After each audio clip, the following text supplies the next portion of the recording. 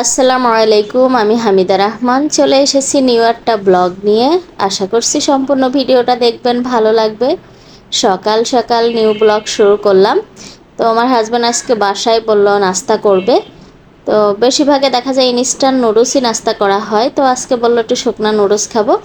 তা আমি ভাই এত ঝামেলার মধ্যে নেই, আমি ঝটপট কাজের মানুষ, আর ঝটপট কাজ করতে পছন্দ করি। তো ওপাশে নুডলস সেদ্ধ বসিয়ে দিয়েছি, আমি অল্প পরিমাণ পানি দিয়ে সেদ্ধ করতেছি, মানে পানিটা কোনোভাবে ঝরিয়ে নেব না। অনেকেই এটা নুডলসটা পানি ঝরিয়ে ধুয়ে নেয়, আমি সেটা না করেই হালকা সেদ্ধ করে নিয়ে এই যে ওইভাবে ঢেলে দিলাম। আর এখানে দুটা ডিম দিয়ে পেঁয়াজ মরিচ দিয়ে আমি আগে থেকে ভেজে নিয়েছি। এখন এর মধ্যে মশলা দিয়ে একটু নাড়াচাড়া করে নিলেই হয়ে যাবে। কে বা আলাদা করে সেদ্ধ করে পানি ঝরায় ধুয়ে নেয়, এইগুলো ভাই আমি সবসময় ঝটপটের মানুষ, ঝটপট কাজ করতে পছন্দ করি। আমার কাজগুলো এমন, জানি না কারোর পছন্দ হয় কি না, কিন্তু আমি এমনই কাজ করি। এই নুডলসটা কিন্তু খেতে অনেক মজার হয়। আমার লাইটিংয়ের সিস্টেমের কারণে কালারটা একটু চেঞ্জ দেখা যাচ্ছে, বাট আসলেই ভালো লাগে। তো এই যে আমার খাদক মশাই বসে গেছে খাইতে, দেখেন ঝটপট খেয়ে নিচ্ছে, আমিও খেয়ে নিচ্ছি। মেয়ে আমার ঘুমায় আছে এখনও, মেয়ে ওঠেনি। আর এইটা আমার মায়ের ভালোবাসা, মানে মা তো মাই হয়, মার সাথে কখনো তুলনা হয় না।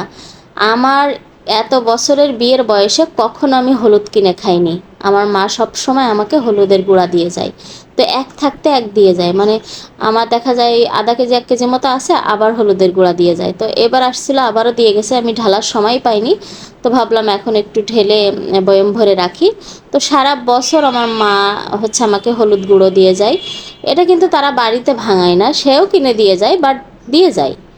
মানে তার এই যে আমার আগের হলুদের গুঁড়া কিন্তু এখনও আছে, এই যে এখনও আছে। তার মাঝে এই যে আবার দিয়ে গেল। এটা সব সময়ই করে, শুধু হলুদের গুঁড়া না, আমার ঘরে চালের গুঁড়া বলেন, মানে আদার্স কিছু কিছু জিনিস সবসময় আমার মায়ের হাতের আমার বাসায় থাকে। এটা আসলে বললামই তো, মা তো মাই হয়, মার সাথে কারোর তুলনা হয় না। আর তার ভালোবাসা সবসময় আমার সাথে কিছু না কিছুর সাথে থাকেই। তো যখনই সেগুলোতে হাত দিই, আমি সেই মায়ের কথা মনে পড়ে। যাই হোক, একটু চা করে খেলাম। আর এখন আসলাম মেয়ের নাস্তা করাতে। তো ওর জন্য দারুণ একটা নাস্তা বানিয়েছি, এখানে চিড়া, গুঁড়া দুধ, তারপরে হালকা চিনি, এইসব দিয়ে আমি দারুণ, এই নাস্তাটা কিন্তু অনেক ভালো লাগে। আমি এক সময় খাইতাম প্রচুর, সকালবেলা চিড়া দিয়ে আর হালকা চিনি দিয়ে ওটা ভিজাই রাখতাম। তারপরে পরে ওর পর একটু গুঁড়া দুধ দিয়ে ওইটা খেতাম, এতটা টেস্টি হতো। তো সেই খাবারটা আজকে আমার মেয়ের দিচ্ছে, আমি প্রায় সময় মেয়েকেও দিই, মাঝে মধ্যে আমিও খাই।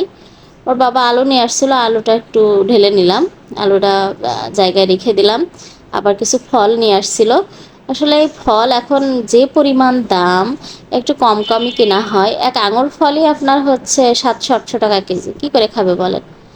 এরপর আসলাম একটু আম কেটে খেতে, সবাই মিলে বসে বসে একটু আম কেটে খাচ্ছি। সিজনাল ফল তো খেতেই হবে। কেমন লেগেছে আমার আজকের ভিডিও সবাই